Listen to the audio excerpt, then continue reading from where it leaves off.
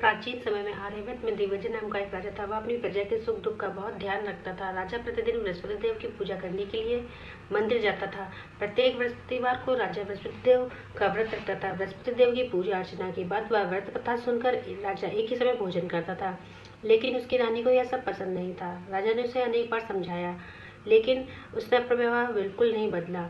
रानी कभी किसी निर्धन को अन्न, वस्त्र आदि का दान न स्वयं करती, न राजा को करने देती। एक बार जंगल के कुछ हिंसक जानवरों ने नगर में घुसकर निरीह लोगों को मारना शुरू कर दिया।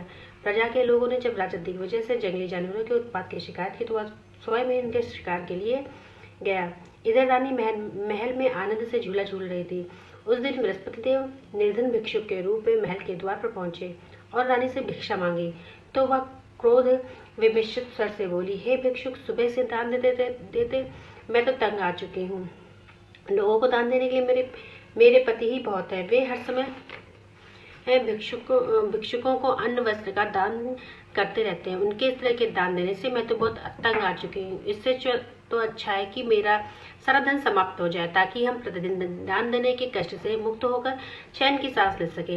रानी की बात सुनकर बृहस्पति देव मन ही मन मुस्कुराते हुए बोले, हे रानी, भगवान तुम्हारी यह मनोकामना अवश्य पूरी करेंगे। तुम इस समस्या से छुटकारा पाना चाहती हो तो बृहस्पतिवार को सूर्योदय से पूर्व मत उठना। जब सूर्य की तेज धूप तुम्हारे बिस्तर तक पहुंचे तभी उठना। फिर सारे महल को गोबर से लीप कर सिर से पांव तक स्नान करना। अपने लंबे बालों को अवश्य धोना। राजा से कहना कि वह बृहस्पतिवार को हजामत अवश्य करवाए। राजा को भोजन में मांस मदिरा अवश्य देना। निरंतर 7 बृहस्पतिवार तक ऐसा करने से तुम्हें धन की मुसीबत से अवश्य मुक्ति मिल जाएगी। इतना कहकर भिक्षुक रूपी बृहस्पति देव कुछ दूर चलकर अंतर्ध्यान हो गए। रानी अपने पति के दान देने की आदत से बहुत परेशान हो चुकी थी, इसलिए कुछ सोचकर उसने परेशानी से मुक्ति पाने के लिए भिक्षुक की बताई बातों का पालन करने का निश्चय किया। राजा ने रानी को ऐसा न करने के लिए कहा, लेकिन रानी अपनी जिद पर अड़ी रही। उसने राजा को धमकी दी, यदि तुमने मेरे कथानुसार काम नहीं किया तो मैं महल छोड़कर चली जाऊंगी। विवश राजा को रानी की बात स्वीकार करनी पड़ी। 3 बृहस्पतिवार तक रानी ने सब कुछ भिक्षुक की बताया अनुसार किया, लेकिन चौथे बृहस्पतिवार को उसे कुछ करने की जरूरत ही नहीं पड़ी, क्योंकि तीसरे बृहस्पतिवार को ही सारा धन समाप्त हो गया था। राजा का अन्न भंडार खाली हो गया। दूसरों को अन्न वस्त्र दान करने वाला राजा अन्न के अभाव में भूखा मरने लगा। उस समय राजा ने अपनी रानी से कहा, रानी, अब मैं इस शहर में नहीं रह सकता। यहाँ तो हम किसी से भिक्षा भी नहीं मांग सकते। लोग हमारा कितना अपमान करेंगे। मैं अब परदेश जा रहा हूँ, वहाँ कोई काम धंधा करूंगा, शायद हमारा भाग्य बदल जाए। रानी को महल में छोड़कर राजा धन कमाने के लिए परदेश चला गया। वहां उसने जंगल से लकड़ी काट कर लाने और नगर में बेचने का काम शुरू कर दिया। इधर रानी को कई दिन तक खाने के लिए कुछ नहीं मिलता था। वह अपने अच्छे दिनों को याद करके आंसू बहाती रहती। एक दिन रानी ने भूख से परेशान होकर अपनी दासी से कहा, दासी, समीप के नगर में मेरी एक बहन रहती है। वह बहुत धनवान है, तो उसके पास जाकर 5 सेर अनाज ले आ। उस अनाज से कुछ दिन तो पेट भरेगा, उसके बाद कहीं मेहनत मजदूरी करके काम चला लेंगे। रानी की बात सुनकर दासी चल पड़ी। जब दासी रानी की बहन के पास पहुंची तो वह बृहस्पति देव की पूजा अर्चना कर रही थी। दासी ने 5 सेर अनाज मांगा, लेकिन पूजा में व्यस्त बहन ने उसकी बात पर कोई ध्यान नहीं दिया। दासी कुछ देर वहां बैठकर खाली हाथ महल में लौट आई। उसने रानी से आकर कहा, हे रानी, तुम्हारी बहन बहुत अभिमानी है। अधिक धन होने के कारण वह किसी की बात भी नहीं सुनती। मेरी बात का तो उसने कोई उत्तर भी नहीं दिया, बस पूजा पाठ करती रही। आखिर मुझे खाली हाथ ही लौटना पड़ा। रानी ने उदास मन से कहा, दासी, जब बुरे दिन आते हैं तो कोई सहायता नहीं करता, अपने भी मुंह मोड़ लेते हैं। यह सब तो हमारे भाग्य का दोष है। उधर पूजा पाठ के बाद रानी ने की बहन ने जब दासी की ओर देखा तो वह वहां से जा चुकी थी। बहन ने सोचा, अवश्य मेरी बहन पर कोई विपत्ति आ पड़ी है, तभी तो उसने दासी को बेचकर 5 सेर अनाज मंगाया है। यह सोचकर वह घोड़ा गाड़ी पर सवार हो रानी से मिलने चल पड़ी। रानी के महल में पहुंचकर उसने कहा, बहन, मुझे क्षमा करना। जब तुम्हारी दासी आई थी उस समय मैं बृहस्पति देव की पूजा कर रही थी और पूरी व्रत कथा सुने बिना उठ नहीं सकती थी। विष्णु भगवान की पूजा समाप्त करके जब मैं उठी तो वहां से दासी लौट आई थी। रानी ने बहन की सारी दुख भरी कहानी सुनाकर कहा, मैंने दासी को 5 सेर अनाज लाने के लिए भेजा था। बहन ने रानी की कहानी सुनकर कहा, बहन, मैं बृहस्पतिवार का व्रत करके बृहस्पति देव की पूजा करती हूँ। वे सबका कल्याण करते हैं। तुम भी बृहस्पति देव का स्मरण करके अपने महल के किसी कक्ष में जाकर देखो, शायद कहीं अनाज रखा मिल जाए। बहन की बात सुनकर रानी ने मन ही में सोचा, उसकी धनवान बहन बहन अवश्य उसे उपहास कर रही है। लेकिन भगवान बृहस्पति देव का नाम लेकर वह महल के कक्ष में गई। उस कक्ष में एक घड़ा रखा हुआ था। रानी ने उसमें हाथ डालकर टटोला तो सचमुच उस घड़े में अनाज भरा हुआ था। रानी बहुत हैरान हुई। उसने अपनी बहन से कहा, बहन मुझे भी बृहस्पति देव के व्रत की विधि बताओ, मैं भी अब उनका व्रत किया करूंगी। तब बहन ने बताया, रानी, बहन बृहस्पतिवार को सूर्योदय से पूर्व उठकर स्नान करके बृहस्पतिवार का व्रत करना चाहिए, लेकिन उस दिन सिर नहीं धोना चाहिए। चने की दाल, मुनक्का या किशमिश लेकर केले के वृक्ष के पास जाकर उसकी जड़ में बृहस्पति भगवान विष्णु की पूजा करनी चाहिए। घी का दीपक जलाकर रखना चाहिए। उस दिन एक ही समय भोजन करें। भोजन में चने का आटा और पीले खाद्य पदार्थ ग्रहण करें। बृहस्पतिवार का व्रत करने से घर में धन संपत्ति की वर्षा होती है, अनाज के भंडार भर जाते हैं। इस व्रत को विधिवत करने से निसंतान को पुत्र की प्राप्ति होती है। बहन के वचन सुनकर रानी ने तुरंत ही बृहस्पति देव का व्रत करने का निश्चय किया। 7वें दिन जब बृहस्पतिवार आया तो रानी ने बृहस्पतिवार का व्रत किया। कहीं से मांगकर उसने चने और गुड़ का प्रबंध किया। चने की दाल से केले के जड़ पे भगवान विष्णु की पूजा किया और घी का दीपक जलाकर बृहस्पति देव की पूजा की। रानी भगवान विष्णु के भोग के लिए पीले अन्न का कहीं से प्रबंध नहीं कर पा रही थी, अतः वह मन ही मन परेशान होने लगी। उधर बृहस्पति देव रानी के विधिवत व्रत करने के निर्णय से बहुत प्रसन्न हुए, अतः वह अपना रूप परिवर्तित करके 2 थालियों में पीला भोजन लेकर रानी के घर पहुंचकर बोले, हे दासी, मैं तुम्हारी रानी के लिए व्रत का पीला भोजन लाया हूँ। भोजन देकर वह चले गए। दासी ने रानी से बृहस्पति देव का भोग लगाकर उसे भोजन करने के लिए कहा। रानी को कुछ पता नहीं था। वह दासी से बोली, दासी क्यों निरंतर मेरा उपहास करती हो? तब दासी ने कहा, अभी अभी कोई आदमी मुझे थाली में पीला भोजन देकर गया है। वेशभूषा से तो वह मुझे कोई ही पुजारी जान पड़ता है। रानी ने बृहस्पति देव का भोग लगाया, फिर दासी के साथ बैठकर भोजन किया। रानी प्रत्येक बृहस्पतिवार तो विधिवत व्रत करके बृहस्पति देव की पूजा करने लगी। रानी के व्रत करने से बृहस्पति देव बहुत प्रसन्न हुए। रानी के महल में धन की वर्षा होने लगी। कुछ ही दिनों में रानी के पास काफी धन एकत्र हो गया। उसके अन्न भंडार भर गए। इतना सब कुछ होने से रानी फिर पहले की तरह ही आलसी और अभिमानी हो गई। एक दिन रानी ने भिक्षुक को आलस्य के कारण खाली हाथ लौटा दिया तो दासी ने कहा, रानी जी, आप फिर पहले की तरह ही धन संपत्ति पाकर आलसी हो गई हो। निर्धन को अपने द्वार से खाली हाथ लौटाना अच्छा नहीं होता। बृहस्पति देव की अनुकंपा से हमें अत्यधिक धन और अन्न मिला है, इसलिए आलस्य छोड़कर हमें निर्धनों को दिल खोलकर दान देना चाहिए। दान करने से आपके परिवार का नाम होगा। और बृहस्पति देव प्रसन्न होकर हो गया। उसके अन्न भंडार भर गए। इतना सब कुछ होने से रानी फिर पहले की तरह ही आलसी और अभिमानी हो गई। एक दिन रानी ने भिक्षुक को आलस्य के कारण खाली हाथ लौटा दिया तो दासी ने कहा, रानी जी, आप फिर पहले की तरह ही धन संपत्ति पाकर आलसी हो गई हो। निर्धन को अपने द्वार से खाली हाथ लौटाना अच्छा नहीं होता। बृहस्पति देव की अनुकंपा से हमें अत्यधिक धन और अन्न मिला है, इसलिए आलस्य छोड़कर हमें निर्धनों को दिल खोलकर दान देना चाहिए। दान करने से आपके परिवार का नाम होगा और बृहस्पति देव प्रसन्न होकर आपका कल्याण करेंगे। दासी की बात सुनकर रानी ने निर्धनों को दान देना शुरू कर दिया। कई निर्धन ब्राह्मणों को धन देकर उनकी कन्याओं के विवाह में सहायता की। रानी की सब जगह प्रशंसा होने लगी। धन संपत्ति पाने पर रानी को राजा की याद सताने लगी। रानी ने एक दिन दासी से कहा, दासी, पता नहीं मेरे स्वामी परदेश में किस हाल में होंगे, मुझे अब उनका पता लगाना चाहिए। रानी ने पूजा के समय बृहस्पति देव से प्रार्थना की कि उनके पति को जल्द ही लौटने का स्मरण कराएं। उसी रात बृहस्पति देव ने परदेश में रह रहे राजा दिग्विजय को स्वप्न में कहा, हे राजन, तुम अपने नगर को लौट जाओ, तुम्हारी रानी तुम्हें बहुत याद कर रही है। राजा सुबह उठकर लकड़ियां काटकर लाने के लिए जंगल की ओर चल पड़ा। जंगल से गुजरते समय वह सोचने लगा कि रानी की गलतियों उसे कितने दुख भोगने पड़े। राजपाट छोड़कर परदेश में आकर रहना पड़ा। जंगल से लकड़ियां काटकर नगर में बेचकर गुजारा करना पड़ा। उसी समय बृहस्पति देव एक सन्यासी के रूप में राजा के पास पहुंचे। सन्यासी ने राजा से पूछा, हे लकड़हारे, तुम किस चिंता में पड़े हो? राजा ने दुखी मन से सारी व्यथा कथा उस सन्यासी को सुना दी। उसकी व्यथा कथा सुनकर सन्यासी ने कहा, हे लकड़हारे, तुम्हारी पत्नी ने भिक्षुक को धन नहीं देने के लिए आलस्य किया था। इससे बृहस्पति देव क्रोधित हो गए थे। उनके क्रोधित होने से तुम्हारी ऐसी हालत हुई है। लेकिन अब चिंता करने की कोई बात नहीं।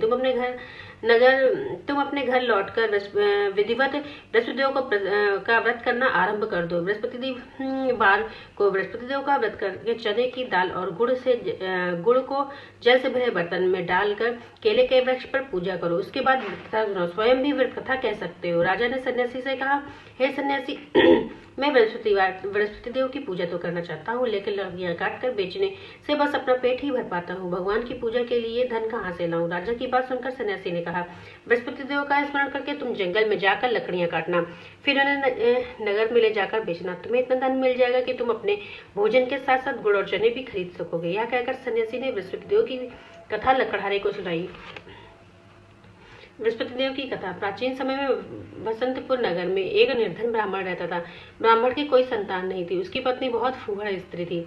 वह सुबह काफी धूप निकलने के बाद उठती थी। प्रतिदिन स्नान भी नहीं करती थी। भगवान की पूजा करने की तो कभी सोचती भी नहीं थी। सुबह उठते ही पहले भोजन करती थी। घर की सफाई करना उसे कतई पसंद नहीं था। ब्राह्मण अपनी पत्नी के इस आचरण से बड़ा दुखी था।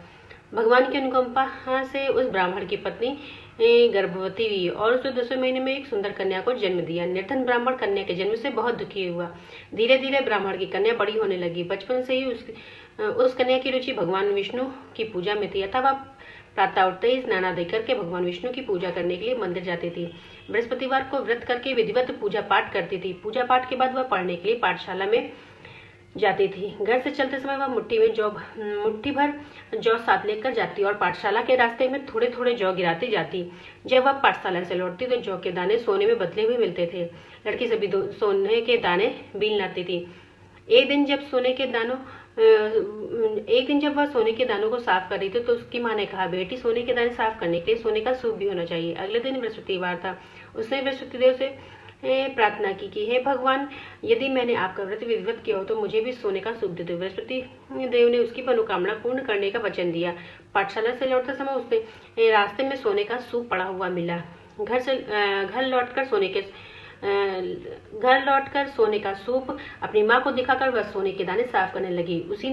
उसी समय नगर का राजकुमार उसके घर के पास से गुजरा। उस सुंदर लड़की को सोने के सूप में जौ साफ करते देख राजकुमार उस पर मोहित हो गया। महल में लौटकर राजकुमार ने राजा से उस लड़की से विवाह करने की इच्छा व्यक्त की। राजा ने ब्राह्मण को महल में बुलाकर राजकुमार से उसकी लड़की के विवाह की बात कही। ब्राह्मण तैयार हो गया। दुल्हन बनकर ब्राह्मण की लड़की महल चली गई। लड़की के चले जाने से ब्राह्मण फिर निर्धन हो गया। उसे कई दिन तक भोजन भी नहीं मिलता था। बहुत दुखी होकर ब्राह्मण एक दिन अपनी लड़की के पास गया। अपने पिता की निर्धनता का समाचार सुनकर उसने उन्हें बहुत सा धन देकर विदा किया। उस धन से ब्राह्मण के कुछ दिन तो आराम से कट गए, लेकिन जल्द ही फिर भूखे मरने की हालत हो गई। ब्राह्मण अपनी लड़की से धन लेने के लिए फिर महल पहुंचा। लड़की ने अपने पिता की बुरी हालत देखकर कहा, पिताजी, आखिर आप कब तक मुझसे धन लेकर जीवन यापन करेंगे? आप कोई ऐसा उपाय क्यों नहीं करते जिससे आपका घर धन संपत्ति से भर जाए? ब्राह्मण ने कहा, मैंने तेरी माँ को बहुत समझाया पर उसकी समझ में कुछ नहीं आता। तब कुछ सोचकर लड़की ने पिताजी से कहा, पिताजी, आप कुछ दिनों के लिए माँ को मेरे पास छोड़ जाओ। ब्राह्मण अपनी पत्नी को लड़की के पास छोड़ आया। लड़की ने अपनी माँ से कहा, तुम प्रातःकाल उठकर स्नान आदि कर बृहस्पति देव भगवान विष्णु की पूजा अवश्य करना। पूजा करने से तुम्हारी दरिद्रता अवश्य दूर हो जाएगी। लेकिन उसकी माँ ने उसकी कोई बात नहीं मानी। तब क्रोधित होकर लड़की ने अपनी माँ को एक कक्ष में बंद कर दिया। सूर्योदय के समय माँ को उठाकर जबरदस्ती उसे स्नान कराया। फिर मंदिर में ले जाकर बृहस्पति देव की पूजा कराई। कुछ दिनों तक ऐसा करने से माँ की बुद्धि में परिवर्तन हुआ और वह बृहस्पतिवार का व्रत रखने लगी। उसके व्रत रखने से ब्राह्मण के घर में भगवान विष्णु की अनुकंपा से धन की वर्षा होने लगी। दोनों पति पत्नी धन संपत्ति पाकर आनंद पूर्वक जीवन यापन करते हुए विष्णु धाम को चले गए। लकड़हारा बने राजा ने सन्यासी से बृहस्पति देव की कथा सुनकर बृहस्पतिवार का व्रत करके भगवान विष्णु की पूजा की। उस दिन से उसके सभी कलेश दूर हो गए। लेकिन अगले बृहस्पतिवार को कामकाज में अधिक व्यस्त होने के कारण उसने बृहस्पति देव का व्रत नहीं किया। बृहस्पति देव लकड़हारे पर क्रोधित हुए और उसे भूल की सजा दी। उस दिन नगर के राजा ने नगर में घोषणा की, सबको सूचित किया जाता है कि प्रत्येक नागरिक मेरे महल में भोजन करने आए। जो नहीं आएगा उसे अपराधी मानकर भारी दंड दिया जाएगा। लकड़हारा बने राजा ने उस नगर के राजा की घोषणा तो सुनी, लेकिन जंगल से लकड़ी काट कर लाने और उसे बेचने में देर हो जाने के कारण वह समय पर भोजन करने नहीं जा सका। अतः राजा के सैनिक लकड़हारे को पकड़कर महल में ले गए। राजा ने उसे एक महल के कक्ष में बैठाकर भोजन कराया। उस कक्ष में एक खूंटी पर रानी का सोने का हार लटका हुआ था। लकड़हारा अकेले उस कक्ष में भोजन कर रहा था। तभी उसने एक आश्चर्यजनक घटना घटते हुए देखी। देखते ही देखते वह खूंटी हार को निगल गई। थोड़ी देर बाद नगर के राजा ने हार को गायब देखा तो लकड़हारे को कारावास में डलवा दिया। लकड़हारा अपने भाग्य को कोसने लगा, तभी उसे जंगल में मिले सन्यासी का स्मरण हो आया। थोड़ी देर में बृहस्पति सन्यासी के रूप में उसके सामने प्रकट होकर बोले, हे लकड़हारे, तूने बृहस्पति देव की पूजा नहीं की है, इसी कारण तुझे कष्ट हुआ है, लेकिन अब चिंता मत करो। बृहस्पतिवार के दिन कारागार के दरवाजे पर तुम्हें पैसे पड़े हुए मिलेंगे। उन पैसों से बृहस्पति देव का व्रत करके उनकी पूजा करोगे तो तुम्हारे सब दुख नष्ट हो जाएंगे। बृहस्पतिवार के दिन दरवाजे पर पड़े मिले पैसों से चने और गुड़ मंगाकर लकड़हारे ने बृहस्पतिवार की कारागार से मुक्त करने के लिए कहा। सुबह राजा ने अपने कक्ष में जाकर देखा तो खूंटी पर रानी का सोने का हार मिल गया। राजा ने लकड़हारे को मुक्त कर दिया और उसे धन और आभूषण देकर विदा किया। लकड़हारा बना राजा उस नगर से चलकर अपने नगर में पहुंचा तो वहां कुएं, धर्मशाला, बाग बगीचे देखकर वह बहुत प्रसन्न हुआ। राजा ने पूछा, ये कुएं, धर्मशाला, बाग बगीचे किसने बनवाए हैं? सबने उसे बताया कि सब रानी और दासी ने बनवाए हैं। राजा महल में पहुंचा तो रानी ने उसका भव्य स्वागत किया। तब राजा ने निश्चय किया कि सप्ताह में एक बार तो तभी बृहस्पति देव की पूजा अर्चना करते हैं, परंतु मैं प्रतिदिन व्रत किया करूंगा तथा दिन में 3 बार कथा कहूंगा। अब राजा हर समय दुशाले में चने की दाल और गुड़ बांधे रहता था तथा दिन में 3 बार बृहस्पति देव की कथा कहता रहता। कुछ दिनों बाद राजा को अपनी बहन की याद आई। एक घोड़े पर सवार होकर राजा अपनी बहन से मिलने चल दिया। अभी राजा नगर के बाहर ही पहुंचा था कि उसने कुछ लोगों को एक शव को ले जाते हुए देखा। राजा को स्मरण है कि आज उसने किसी को बृहस्पतिवार की कथा नहीं सुनाई है। राजा ने उन लोगों को रोककर कहा, भाइयों, आप शव को ले जाने से पहले मुझसे बृहस्पतिवार की कथा सुन लो। लोगों ने राजा पर क्रोधित होते हुए कहा, तुम पागल तो नहीं हो गए? लेकिन कुछ बूढ़े लोगों ने कहा, अच्छा भाई, साथ चलते थे, भी कथा सुना लो। राजा ने चलते हुए आधी कथा ही सुनाई थी कि शव हिलने लगा। राजा की पूरी कथा सुनाई थी, शव उठकर बैठ गया। लोगों ने हैरानी से दांतों तले उंगली दबाई और अगले बृहस्पतिवार को भगवान विष्णु का व्रत करने तथा कथा सुनने का निश्चय किया। घोड़े पर सवार राजा चलते हुए किसान के पास पहुंचा। किसान अपने खेत में हल चला रहा था। राजा ने कहा, अरे भाई, मुझसे बृहस्पतिवार की कथा सुन लो। किसान झुंझुलाकर बोला, अरे भाई, देख नहीं रहा, जितनी देर में तुम्हारी कथा सुनूंगा उतनी देर में तो पूरे खेत में हल चला लूंगा। राजा निराश होकर चलने लगा। तभी किसान के बैल लड़खड़ाकर जमीन पर जा गिरे। किसान के पेट में जोरों से दर्द होने लगा। उससे किसान की पत्नी जब खाना लेकर आई तो उसने किसान से इस बारे में पूछा। किसान ने घुड़सवार की पूरी कहानी सुनाई। किसान की पत्नी दौड़ती हुई राजा के पास जाकर हाथ जोड़कर बोली, भैया, मैं तुम्हारी कथा सुनने को तैयार हूँ। राजा ने उसके खेत में पहुंचकर बृहस्पतिवार की कथा सुनाई। तभी बैल उठकर खड़े हो गए। किसान के पेट का दर्द भी तुरंत ठीक हो गया। राजा अपनी बहन के घर पहुंचा तो उसकी बहुत भगत हुई। अगले दिन सुबह उठकर राजा ने देखा कि घर के सभी लोग भोजन कर रहे हैं। किसी भूखे को बृहस्पतिवार की कथा सुनाए बिना राजा भोजन नहीं करता था। उसने अपनी बहन से पूछा, बहन, क्या घर में कोई ऐसा व्यक्ति नहीं जिसने अभी तक भोजन नहीं किया? तो उसकी बहन बोली, भैया, हमारे घर में तो क्या आपको पूरे नगर में ऐसा कोई व्यक्ति नहीं मिलेगा जिसने सुबह सुबह भोजन नहीं किया हो। तब राजा ने अपनी बहन के घर से निकलकर उस नगर में बिना भोजन किए हुए व्यक्ति की तलाश शुरू कर दी। एक गडरी के घर में उसका बेटा बीमार होने और भूखा रह गया था। राजा ने उस बेटे को जाकर बृहस्पतिवार की कथा सुनाई। कथा सुनते सुनते गडरी का बीमार बेटा बिल्कुल ठीक हो गया। सबने राजा की बहुत प्रशंसा की। एक दिन राजा ने अपनी बहन से कहा, बहन, हम अपने नगर को जाना चाहते हैं, तुम भी हमारे साथ चलो, कुछ दिन वहां रहकर लौट आना। राजा ने अपनी बहन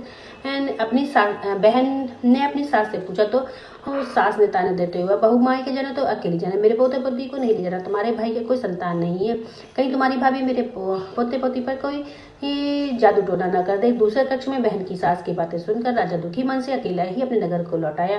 रानी ने राजा से पूछा, आप अपनी बहन को साथ लाने की बात क्या कहते हैं, फिर उसे साथ क्यों नहीं लाए? राजा ने दुखी होते हुए कहा, रानी, हम निसंतान है, इसलिए हमारे घर कोई आना पसंद नहीं करता। रानी ने राजा को समझाया, हे प्राणनाथ, हमें बृहस्पति देव ने सब कुछ दिया है, अब हमें बृहस्पति देव संतान भी अवश्य देंगे। बृहस्पतिवार को विधिवत व्रत करते हुए राजा रानी बृहस्पति देव के संतान के लिए प्रार्थना की। कुछ दिनों के बाद उन्होंने स्वप्न में दर्शन देते हुए कहा, हे राजन, तेरी मनोकामना पूर्ण हुई। 1 सप्ताह बाद ही रानी गर्भवती होगी। 10वें महीने में रानी ने 2 सुंदर पुत्रों को जन्म दिया। राजा रानी जीवन पर्यंत बृहस्पतिवार की व्रत कथा कहते रहे। उनके घर में धन की वर्षा होती ही रही। आनंदपूर्वक जीवन यापन करते हुए राजा रानी बृहस्पति देव की अनुकंपा से मोक्ष को प्राप्त करके सीधे बैकुंठ धाम पहुंच गए। बृहस्पतिवार के दिन जो स्त्री पुरुष भगवान विष्णु की निष्ठापूर्वक पूजा करते हैं, भगवान विष्णु उनकी सभी मनोकामनाएं पूर्ण करते हैं। बोलो विष्णु भगवान की जय, बोलो बृहस्पति भगवान की जय।